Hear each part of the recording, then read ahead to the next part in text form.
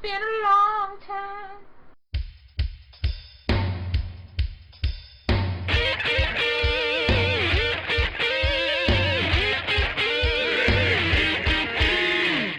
We're back! That's right.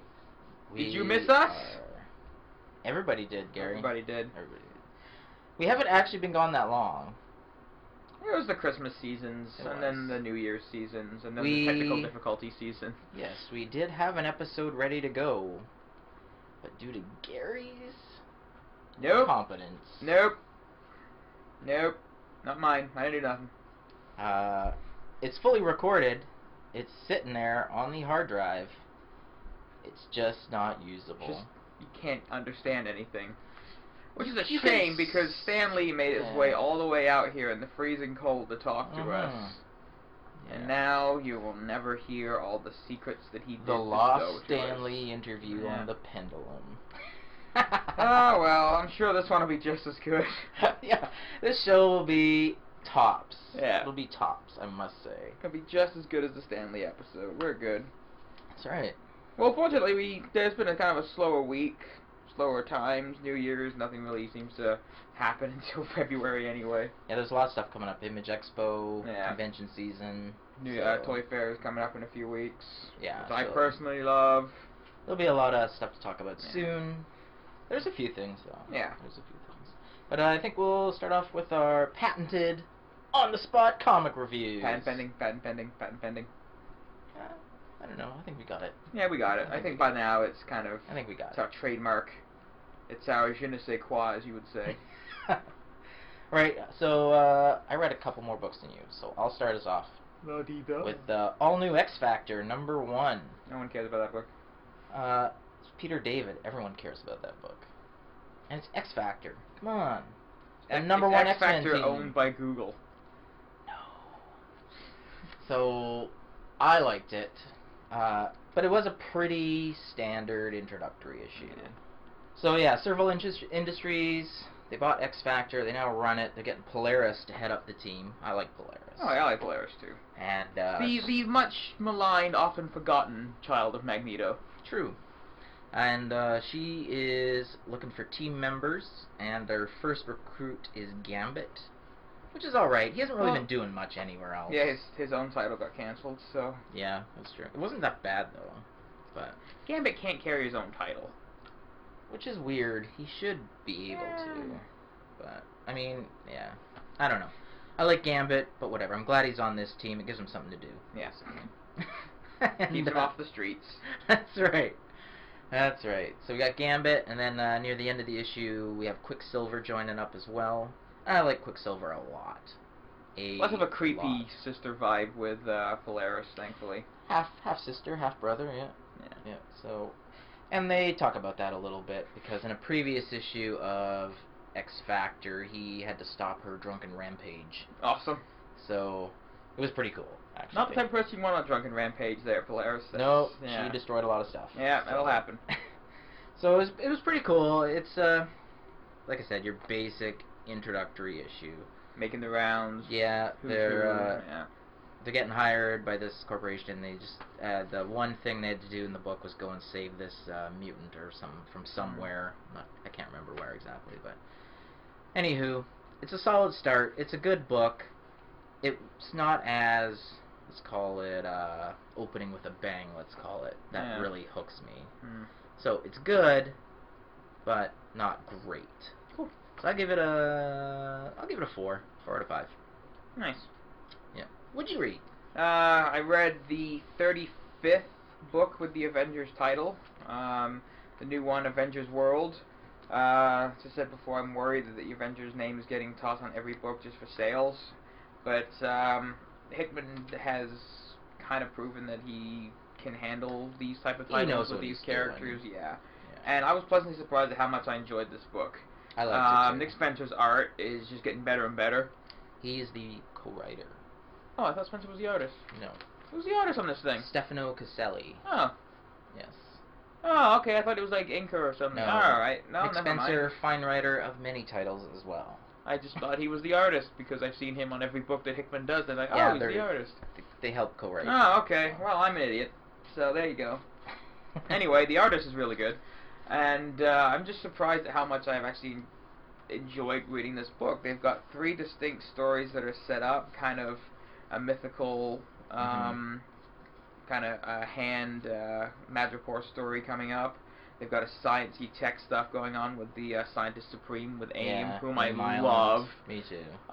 The way they built him up as like a new top tier villain has been fantastic through all the Avengers books, and this what looks to be kind of almost part of Nick Hickman's Shield stuff with the City of the Dead under Italy. Yes, that looks cool. Yeah, and a little bit too much like the Necropolis in Black Panther's Town. A little familiarity there, but I just, the whole fact that we're getting these 3 very distinct stories playing out in the book, different teams all over the world of the Avengers, was kind of the point of the book, how the Avengers are kind of now globally influencing the world. Yeah. So I'm looking forward to seeing where this goes. Having Cap and Banner be kind of, I don't know, Zordon and Alpha running the show up on the helicarrier. I hope they get their boots on the ground a little bit. I think in the series. Yeah. I think it's just this issue, basically. Yeah. And I think I'm gonna keep going with this. Like I said, there were a lot of Avengers books, but with Hickman kind of being the overmind for them, I don't think they're gonna spiral out of control. So I'm enjoying it. I was pleasantly surprised. Great read. It's walks that fine line between being an intro issue and also having history because of where it falls in Hickman's Avengers run anyway. So you've got kind of the built-in history of the characters. Well, yeah, they don't really tell you anything about them. They're there. They are. This is who they are. Yeah. You either know them or you don't. Yeah.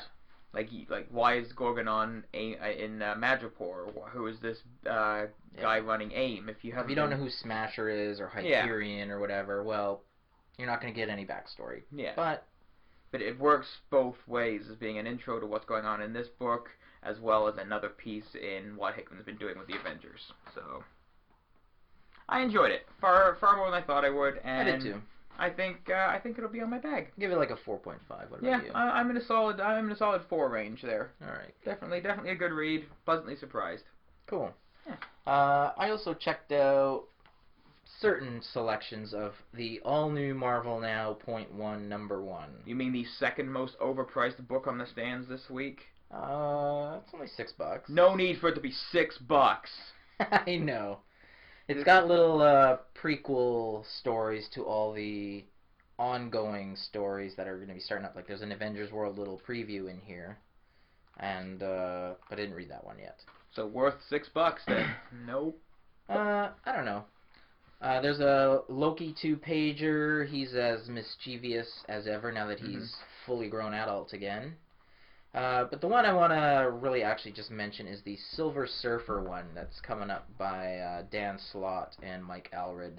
Yeah, Allred. I think his art looks so good in the context of working in the Surfer book. Actually, I was a little worried. It looks fantastic. Yeah.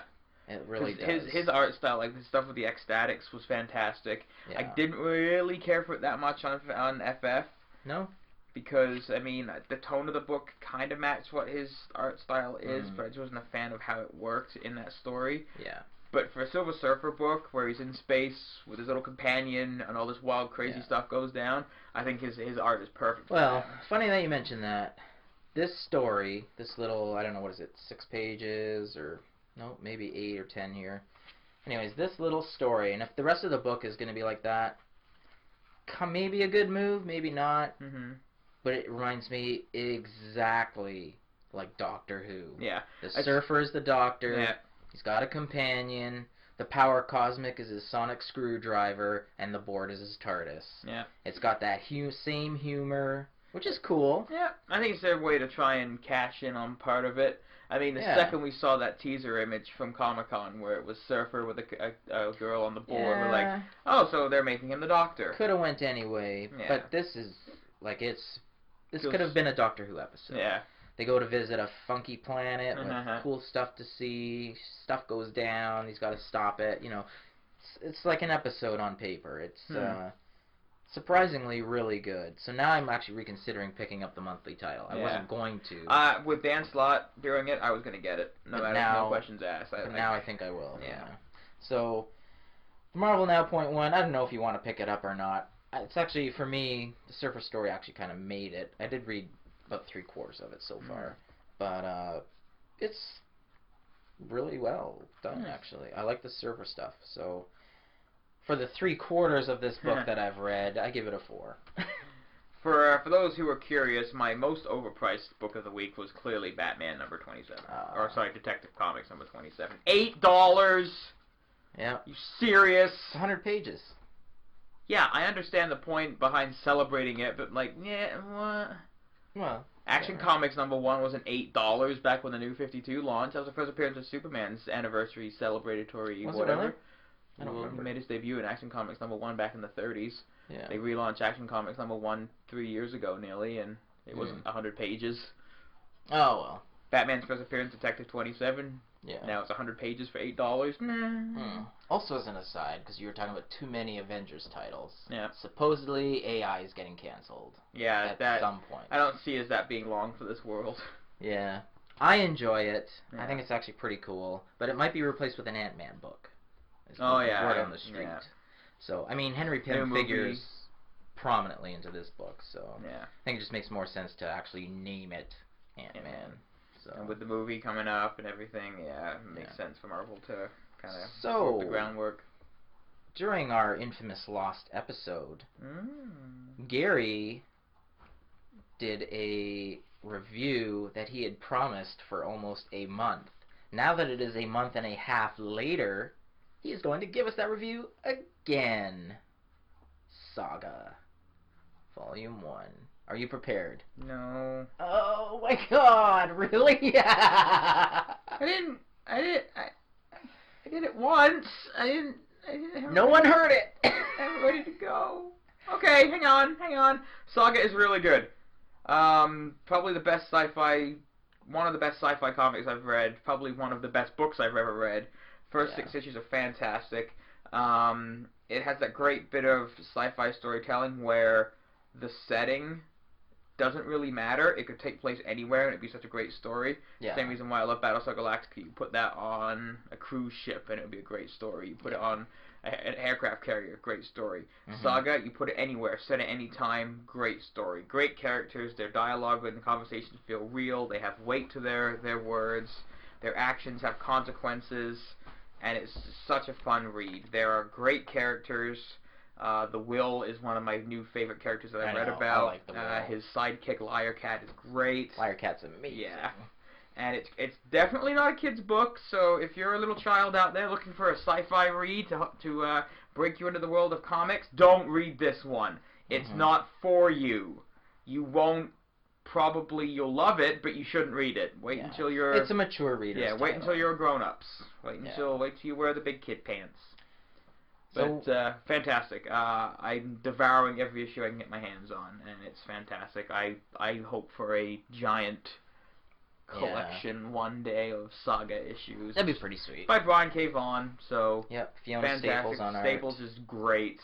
Not hyper-realistic art, but it fits for a comic book in this setting in space, and it's wonderful. The two main characters are parents of this new little baby Hazel, and they feel like you'd think new parents would be there. They freak out, they worry, but they got all this other stuff going on around them on their... They're in the middle of a war. Yeah. And the cool thing, it's a war that's like outsourced, so that's kind of a neat concept. That's cool. The two main planets are like sick and tired of doing it themselves, so they outsource it to like jobber planets, so that's kind of funny.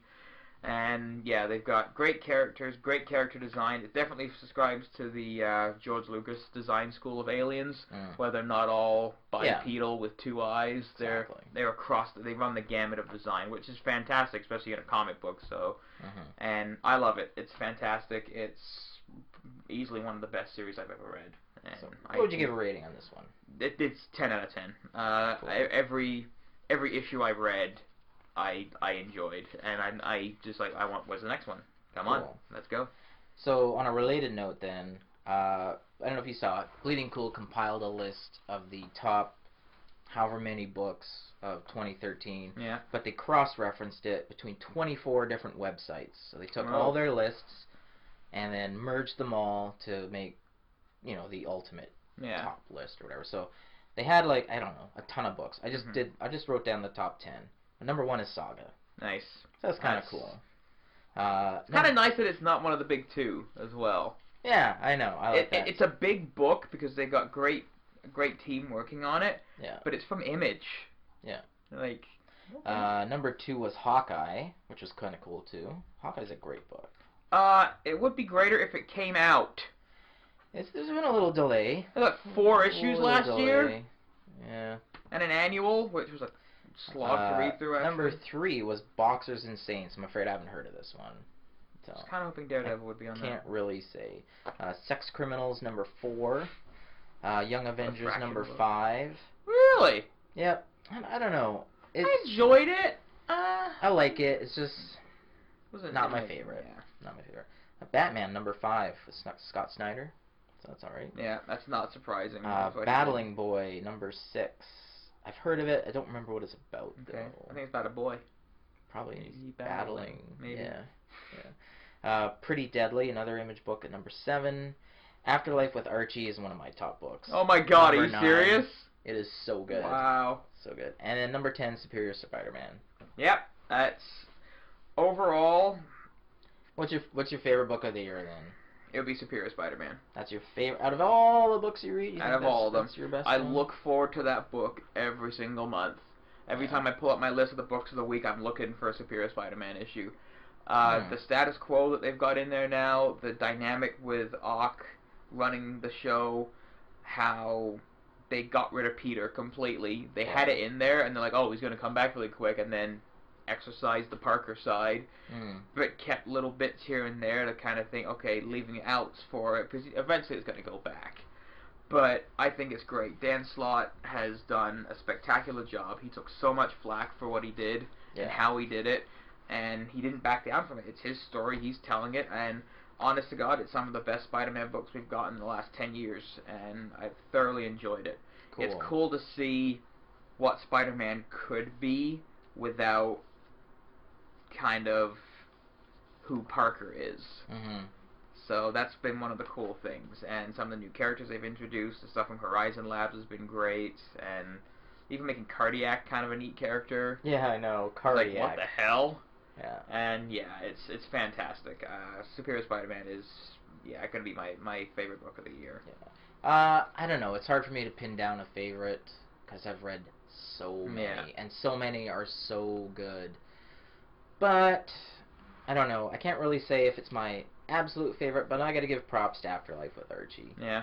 Just because they took your cookie cutter good guy children's comic, and they turned it into a mature reader's zombie epic. Just combining those two concepts and having it work is worthy fantastic. of note. Yeah. Yeah, like just having Jughead as zombie who's infecting everyone. It's amazing.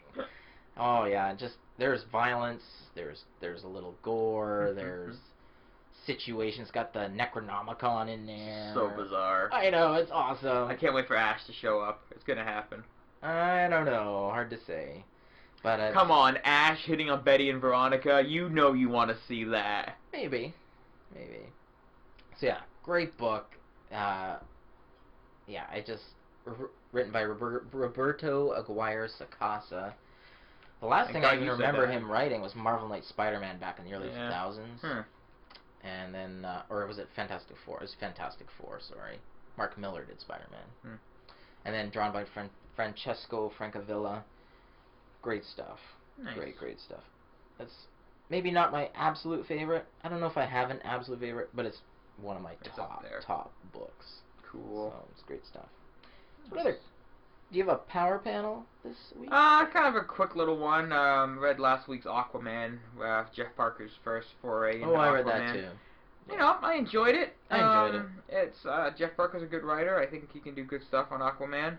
I think my power panel is going to be for the new little gizmo or technique that they've worked out for Aquaman to get where he needs to go. This like water pressure jet cannon move that him and Mera worked out. So it's like Mera manipulates the water around him and creates just like a a rocket blast for Aquaman to like go all over the world where he needs to get quicker. And like that's kind of funny because it's always like, how does he get where he needs to go? Like he can only swim so fast. He's not Superman. Pretty fast. I think he goes at Mach 1 or 2 or something. This one, it like shoots him around the curve of the Earth to get where he needs to go faster, and I'm like, that's kind of funny because I'm like, all right, just here it is. This is how we do it. We don't have to really mention it again. Yeah. But I think it was kind of funny. It was just kind of a neat way. I read that scene a couple times. I'm like, this is kind of goofy, but I love it. That's funny. Yeah. So in comic news. We got cool little collected works announcement. Abnett and Lanning's Guardians coming back into print. Volume 1 softcover, August? Yeah, and they're gonna get all of their stuff back out in print. What with the movie coming out, trying to bring attention to the reason why the movie's getting made. It wasn't Bendis. Frankly, their series is better than Bendis' by far, everything is better. I mean, Bendis' series has been good, but Abnett and Lanning stuff is better. Well, I saw an accurate description online. Bendis is doing Space Avengers, where Abnett and Lanning did Guardians of the Galaxy. Yeah, that's very apt. Yeah. The costumes are better. Yeah. It's the good Star-Lord costume. Exactly. So, which I'm glad is in the movie. I know, me too. So, like, they got the helmet design. The guy did the Darth Vader helmet doing it, so that's awesome. Yeah. Original Sin is the next Marvel event. 8 issues over 4 months. Not bad. Yeah, I like that idea. Same as Infinity. It was 2 a month or whatever or something. And then all the crossovers and tie-ins spread out through the other books. Yeah. But, like, Uatu was killed. It's like a murder mystery with the original Nick Fury, so good guy Nick. Let's not call him original Fury. Let's call him Nick Fury. Yeah. Nick Fury. Yes, there's supposed to be like a big murder mystery trying to go through the Marvel Universe, figure out who killed Uatu, and like stop everything that he knows from being used against people. And there's a Zero issue coming out in April, which apparently he's gonna have the new Nova in it because they had that cool little scene where Nova met Uatu, and that was my favorite. Yeah. That was one of my favorite moments from last year. I don't know if you've been keeping up with Nova, but he actually keeps going back to the moon to see him and everything, and like get his advice and stuff. Even though he doesn't talk, but you know. That's actually one of my favorite comic book moments from last year was when Sam met Uatu for the first time. Yeah. That cool little kid aspect of the character was really cool. I really enjoyed that. The one thing I like about this, once again, it is not a Bendis Marvel event. Yeah. This one's written by Jason Aaron. Yeah. Deodato doing the art. That's right. Yeah. It looks awesome. Yeah. I think it looks great. So yeah, I'm glad they're moving away from the Bendis events and they're giving other people a chance to shine and show their stuff. So. We had Hickman this year. It looks like Aaron's going to have the next run at it. Has Fraction done a big event? Not yet. Yeah, I think he's on the horizon from what I remember. But John Romita Jr. on Superman. I think it was mentioned before. I heard that. Are you excited? No, I want to see who the writer is. I know. They teased him away with working with a top tier, and I don't know. I'm just not his biggest fan, I must say. It does nothing for me, actually. Yeah. My inclination is it's going to be Morrison. Think so? Yeah. I think, because people were thinking it's going to be Millar, but it's like, no, it's not. But Morrison's already done Superman. Yeah, to get Romita Jr. over, I mean, they probably promised him, a buttload of cash. Oh, of course. And working with, I don't think Romita Jr.'s worked with Morrison before, have they? I don't think so. That would sell a lot of books. It might. And is it going to be an in-continuity book, or is it? Yeah, it's one of the main titles, supposedly, so. So it can't be action, it's going to have to be Superman, then. I don't know. Can't be action, because Greg Pak's, like, just started on that. Yeah. Hard to say, we don't know. Comic related as well. Poor show. I wanted to see it, even though it was a cluster F. Spider-Man Turn Off the Dark, shutting its doors. Yeah, they literally turned off the dark. I know, it's so funny. After a stellar 18-year run on Broadway. Oh, wait, no. Yeah, I know. After you kill some of your main actors. It's only a few years after multiple injuries and lawsuits. Yeah. And rewrites and the story down. Not making any sense. I still wouldn't have minded seeing it. I would have loved to have seen it. Yeah. But, alas. Wow. Someone's got cam footage somewhere. And then last week, one of the biggest kerfluffles on the interwebs so far in the new year. You know what I'm talking about? Probably not. This one was seen coming like a gazillion miles away. Everyone knew it was going to happen, but when it was finally announced, like, what? Oh my god! Star Wars comics going back to Marvel. Oh, yeah. Like, you knew Duh. as soon as Disney bought Marvel and bought Star Wars, they were going to happen. Yeah. But everyone's like, oh, yeah, blah, blah, blah. So Then Dark when Horse, it happens, they're like, what? Oh my god! Yeah. Like, so Dark Horse has got to wrap up their prequel to Empire story soon then. yeah, they're wrapping up all their books, and they have definite conclusions in mind, which is cool. It's okay. They're probably going to be pumping out as many collections as possible to get as much money as they can. Which is fine, because I'll pick up that the new series that started. Yeah. Is really solid. By Brian Wood. Yeah, and I will pick up that collection. And I also read they've hired this one guy to work on the Star Wars continuity. The Halcyon files are kind of going to be used internally now, but it kind of looks like everything that isn't a movie doesn't count anymore. Well, no. I read that it'll count, but what Marvel's going to do going forward... Yeah, for their books. Yes. But, like, all the Dark Horse, the video games, the extended universe stuff... I see what you mean. Gone. Okay. Yeah. The stuff moving forward, like, the 6 movies are always canon. The TV series coming up. I'm not even sure if Clone Wars counts anymore. I don't know. And then the one-a-year Star Wars movies they want to do. This like, 2 guys are going to be in charge of running the continuity of Star Wars. I'm like, okay. Yeah. So interesting. It's a little bit of a downer, I guess. Yeah, it gets rid of a lot of good stories, like a lot of Star Wars stuff that's better than the 3 prequel movies is now gone. Yeah. Yeah. Like, I mean, there was always kind of tiered. Like, the stuff done by Lucas was always top tier. But then it was like, alright, we've got these comics also tie in. We've also got the Extended Universe novels. Yeah. But now, and like even the video games, the Force Unleashed, which were not great games, but they were part of it. Now that's gone. You know, some people are going to be happy that some of this is gone. Some people are going to be upset that some of this is gone. Because, I mean, people put a lot of time and investment in these stories. But Twitter was just... Everyone was talking about it. It was just exploding everywhere. Which, you saw, like you said, it was going to happen. Yeah. Everyone knew it was going to happen. Like, come on, why are you so Dark mad? Horse knew it was going to happen. Yeah, exactly. So, yeah. Anywho's, do you have a bit of action figure news? I have some video game news first, too. Do you? Doesn't really matter. I know. I'll do toys first. Not too much on the toy front. Everyone's kind of holding their cards close to their chest for Toy Fair coming up in a couple weeks.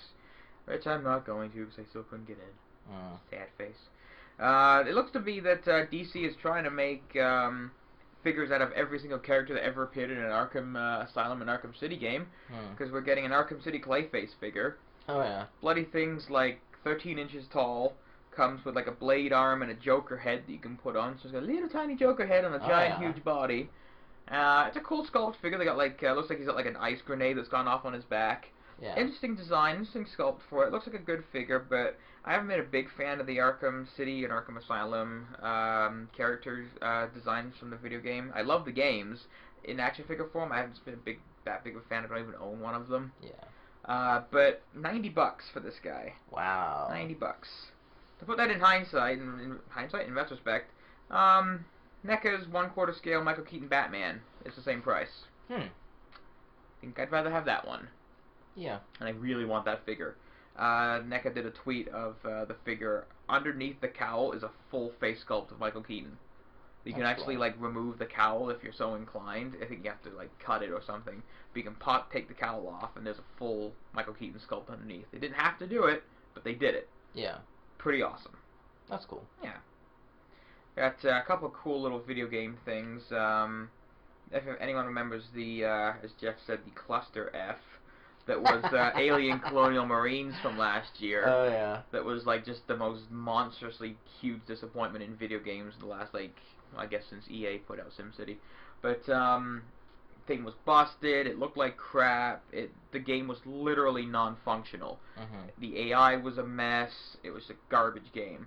There's a new game coming out called Alien Isolation, and everyone thought, oh great, awesome, fantastic, another piss-poor Alien game. Yeah. But, the idea is that you play as Ripley's daughter, which, more heckles go up on people like, well, that's dumb. But this game is taking its cues from Alien instead of from Aliens, because everyone does Aliens games because it's a run-and-gun shooter type. This is based off of Alien. Ripley's daughter is trying to find out what happened to her mom, so she goes on a search for her. She ends up hooking up with some people that work for the Weyland-Yutani company, and she ends up on this ship searching around for answers or whatever, but from the gameplay footage they showed off, she doesn't have a gun. Huh. It's a motion tracker and a flashlight, so it's a survival horror game. Yeah. It looks like it takes a lot of its cues from Outlast, that game with the night vision video camera that's everyone does Let's Play videos of. It looks like it takes a lot of cues from that. There's some cool depth of field work in the gameplay trailers. And there's only one alien in the game. And it like stalks you through the whole thing, and it looks kind of neat. Yeah. If it carries on with how it's being done, and it turns out to be, you know, as good as it looks, I think it's going to be a cool, interesting game. As long as they don't, like, halfway through the game throw robots at you and you have a machine gun and start mowing things down. If they're able to temper that from the Sega side of the team and be like, no, this is the game we're making, it should turn out pretty good. That's cool. And CES has been going on right now in Las Vegas. Sony finally took the wraps off their game streaming service called PlayStation Now. Couple of big surprises. They're going to have the service function on non-consoles as well. Oh, really? So Bravia TVs will have it built in. The Vita will be able to use it. PlayStation 3 and 4 will be able to use it, as well as phones and tablets. That's kind of interesting. They were demoing off Last of Us and Beyond Two Souls streaming onto a Bravia TV and a PlayStation Vita at CES, which is pretty bloody cool. It's not streaming from a PlayStation 4 running or PlayStation 3 running it, it's streaming through the cloud doing it, which is kind of fantastic. It's going to be like a rental system, like the old Blockbuster stuff, or monthly subscription rates. So, you know, if this comes out to be $35-$40 a month, and I can rent any number of games I want over the cloud and play them on my PS4, done. I'm in. That's cool. This runs off a Gaikai. I mean, I'm not sure how much the pricing will be, if it'll be a yearly thing like PlayStation Plus, but it's what they've bought Gaikai for, to do their cloud streaming for their games. And by the way it looks, especially like people who don't have a PS4 can stream it through their Bravia TV or on their iPad or whatever. Gets more people playing the games. It won't be streaming PlayStation 4 games, it'll be library games, like 1, 2, and 3 PlayStation games. So, I mean, there are a few PlayStation 3 games I missed out playing because my system died on me. If I can play Last of Us streaming through my PS4... That's pretty cool. Okay, so how much do I pay you a month, Sony? Maybe that's how they get away with the non-backwards compatibility. That's exactly what it's kind of going to resolve, and if that's the idea Although going it forward... sucks because then you got to pay for a game you already own. True, yeah. I mean, a lot of people, especially nowadays, new console generations, if they're getting the new system at launch, will trade their stuff in, so they don't have them anymore anyway. And it's the whole architecture for how the systems run is different. That's why you can't play the games anymore on them. At least that's what we're told. But yeah, cloud streaming of PlayStation 1, 2, and 3 games eventually. Sounds great. I'm in for it. Closed beta starts in January and should be rolling out in the summer if everything goes well. So cool. Yeah, I'm never going to get into the beta, but I would very much like to give them money to allow me to do this. That's cool. Yeah. Didn't you have Michael Bay mentioned? Yes. Speaking of CES, anything that makes Michael Bay look bad, I'm in for. Is good. Yeah, because I hate that guy. He has made good movies. Not all of his movies are utter piles of steaming dog shit. No. Bad Boys is still a good movie. I've still never seen it. It's still a fun movie. Pain and Gain is apparently a really good film. It's not good at all. I still want to see it. I haven't had a chance to check it out yet. It's okay. It's okay. Alright. I shouldn't say it's not terrible, but it's not good. But what he did to Transformers, missing the mark so completely. Yeah. I hate him. Movie after movie after movie. He didn't get better. No, he got worse. Yeah, I just don't get it. But he was at CES, like, kissing some company's ass or whatever with the trucks of money they gave him. And saying how these curved TVs are the wave of the future, which ironically a few years ago it was 3D TVs are the wave of the future, but some company has not a single, it's this one company, I can't remember what they're called, but it kind of like, these are the consumer products that's going to be hitting the stands next year. Yeah. Not a single 3D TV on the lot. Oh, yeah? Yeah. So people are kind of thinking this is the end of 3D TV because no one cares. Mm-hmm.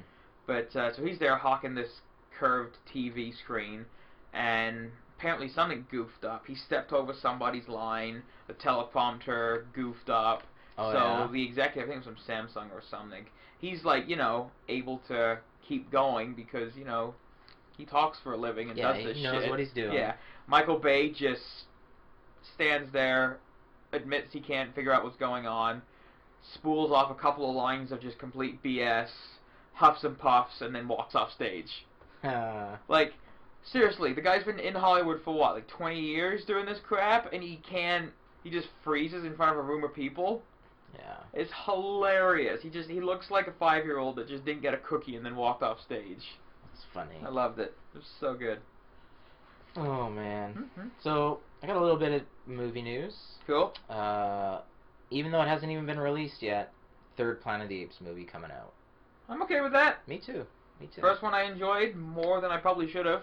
Yep, me Better too. than it should have been, I think, that movie. There wasn't too many high hopes for it. It really wasn't. But then it turned out. This is what happens when you follow a Mark Wahlberg vehicle. You have low hopes, and you can knock it out of the park with a good film. Yeah, so I'm excited about that. Yeah. One I am not too excited about because I haven't even seen the first one, but you probably will be because this is right up your alley. Yay. Paul Blart, Mall Cop 2. Why do you say things you know are lies? Why? Why do you lie? I don't know they're lies. Why do you lies. lie to our audience? I just know you. How dare you lie to our fans, Geoff? I know you, and I know your interests, and I know this is right up Yeah, your... my interest is Paul Blart Mall Cop. All my Paul Blart fanfics I've written. How exactly he became a Mall Cop. That's Got right. kicked off the force for being too much of a wild card. That's right. Damn it, Blart! Give me your badge! See, I knew it. Yeah, I a custom knew Paul it. Blart action figure. Yeah. On a Segway. And just one little rumor.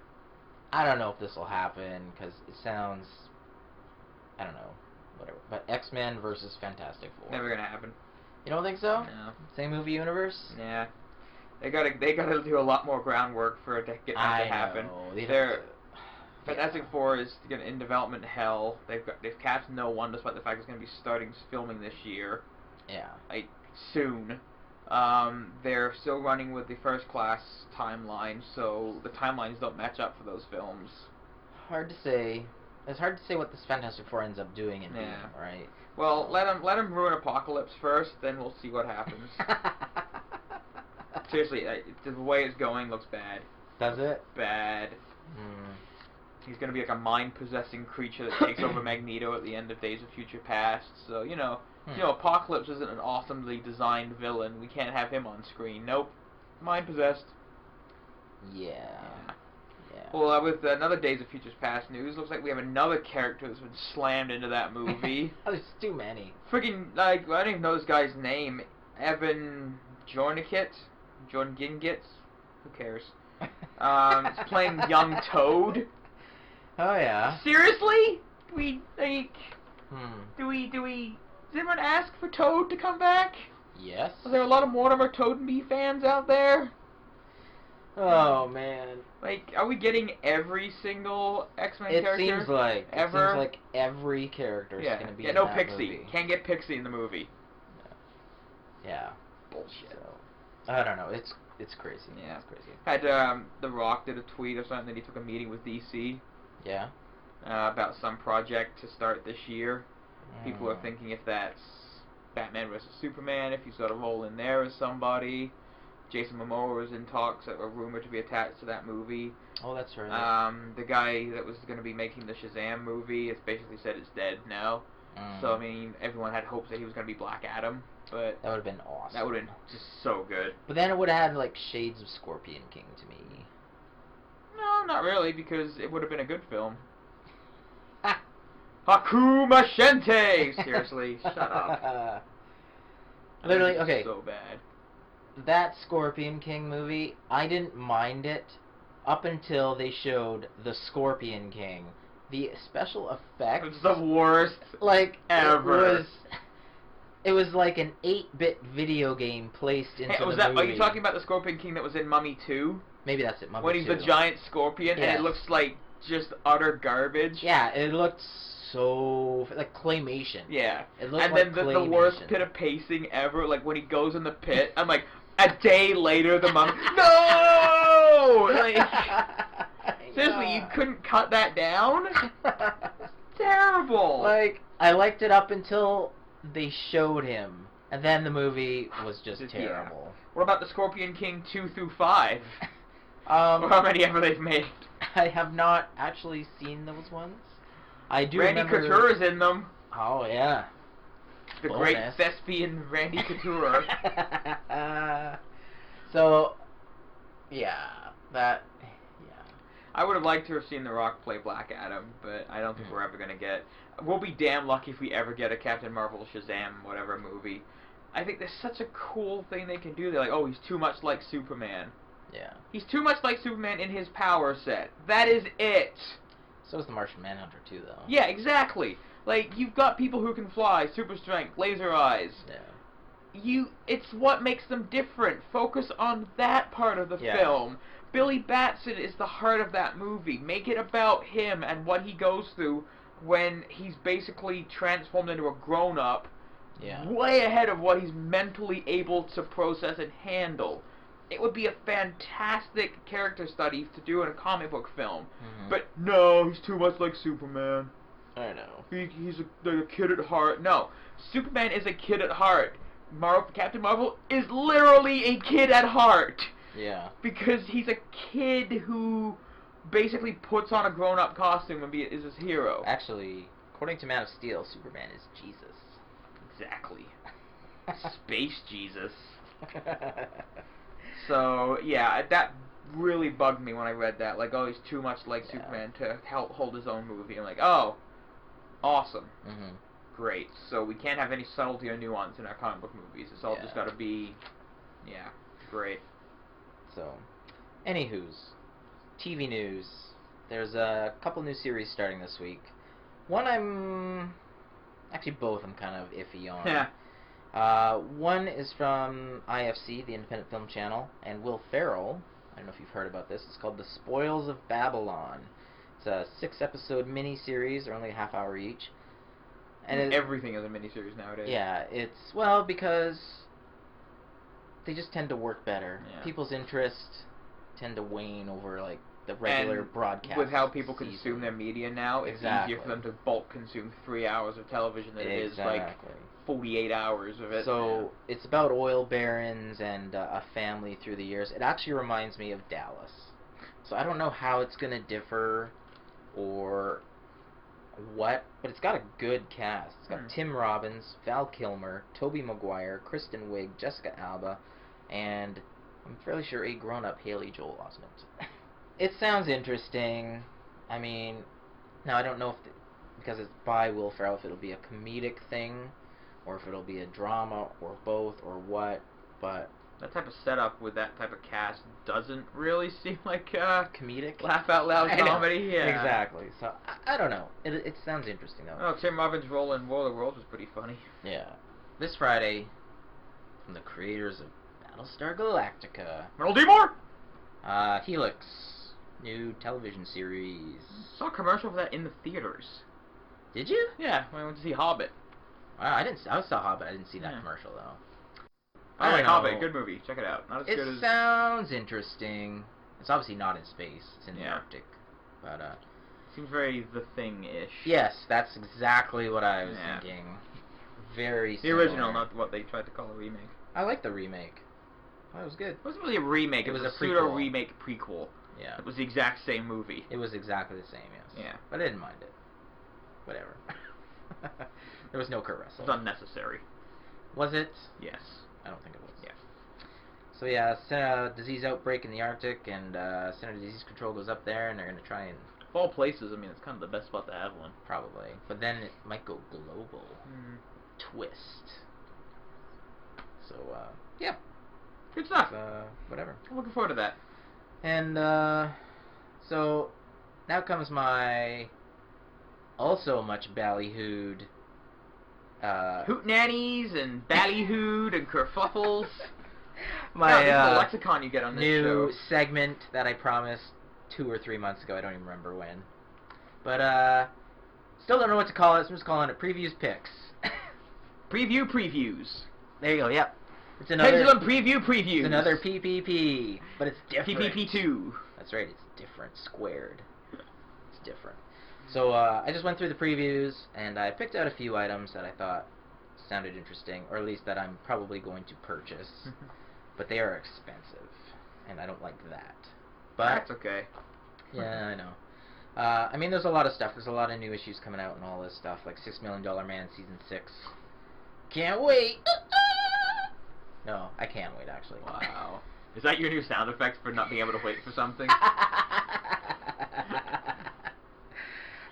This one I am definitely picking up because I started picking up the hardcovers, and then I think Marvel stopped publishing them and only went to softcover, and then I missed some.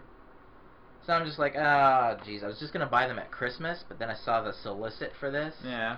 Wolverine and the X-Men Omnibus by Jason Aaron. Whoa. So I'm just going to buy it all in one shot, in one hardcover. Jeez. For $99. When is that coming out? So the series is ending. April or May? I think April, maybe. Ooh. January, February, March. I think I'm going to get that. It's March or April, I think. Because the series is ending in February? Soon, yeah. Yeah, I'm probably going to get that. I have none of the issues. I have, I think, 4 of the hardcovers. The only thing it does not collect are 2 issues. I think it's 34 and 5 or 35 and 6. For whatever reason, I think they're Battle of the Atom ones? Maybe it's Battle of the Atom or something. So there won't be that in that. That pisses me off. And also, it does not collect the Alpha and Omega miniseries featuring Quentin Quire. Yeah. So, which is fine. I own the hardcover for that as well. But now I'm just gonna sell my hardcovers back and purchase that one instead. Good idea. That bugs me though, how it doesn't have the Battle of the Atoms issues. I mean, they are numbered issues in the Wolverine and the X-Men series. I know. Put them in the omnibus. It should be, but the Alpha and Omega, I understand. Well, yeah, I know. No, it's not right. So I'm picking it up. I need it. I want it. You will love it. It's an amazing series, and it's worth the $100. It's for what, easily. 42 issues, I don't know, something like that. Anyways, good stuff. Another one I want to buy is, I've never read it. It's won awards and it's been really hyped up over the years, although it hasn't been in print for, I don't know, a decade or however long. It's Stray Bullets. It's called Uber Alice. It's like the complete trade paperback of all 41 issues. Cool. 1,200 pages. Ooh, $60. Jeez. So it's by David Lapham. He writes a ton of stuff for Avatar, Dark Horse, all sorts of stuff. So he was doing the Age of Apocalypse series for Marvel there just last year or whatever. So I want to get that. That looks pretty cool. That's coming out from Image. Another one from Image that I want to pick up is the Crawl Space Omnibus, which is all of Rick Remender's horror works from Image in one book. So it's got Nightmare, XX Zombies, Sorrow, Creatures, and Sea of Red. 616 pages, $50. So I love me Rick Remender. Yeah. Who do you think is getting their next big Marvel crossover? We were talking earlier. Fraction or Remender? Who's due? I don't know. Either. Yeah. So I want to grab that. That's cool. That's a big month for spending. And then there's a 4th book, which we talked about previously on the show, but I don't know if it was during our Lost episode or one before. Is the Peanuts Artists Edition. Oh, yeah. Which is more for my significant other than for me. How much is the price point on that guy? It'll probably be about $150 to $180. Yeah. That means the New Gods one is going to be around that price, too. They're all basically that price. Yeah. So that's a hard justify for that. Yeah, I know. I really want the New Gods one. Yeah. And if I was going to spend that much, it would probably be on the Lock and Key one that came out, or is coming out. Because you actually get a key with it. I mean, the key one you get is like $90, so I mean, I might shell out and get that if I can get it. So But how big are those artist books are big, aren't they? Yeah, they're pretty big. So I mean, there's a lot of stuff in the previews, but these things stood out for me. Yeah. Maybe because they're pretty awesome, but I mean, there's a lot of single copies I could, comics and stuff I could mention, but these are the big cool stuffs. The big tickets. Yeah.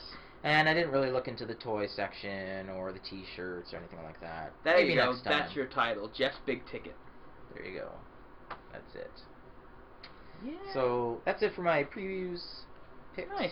And I think that wraps the show. I think so. We got in our Saga review finally. Yeah. Hopefully this one goes out and you're all able to hear this. Probably just jinxed it. Hopefully.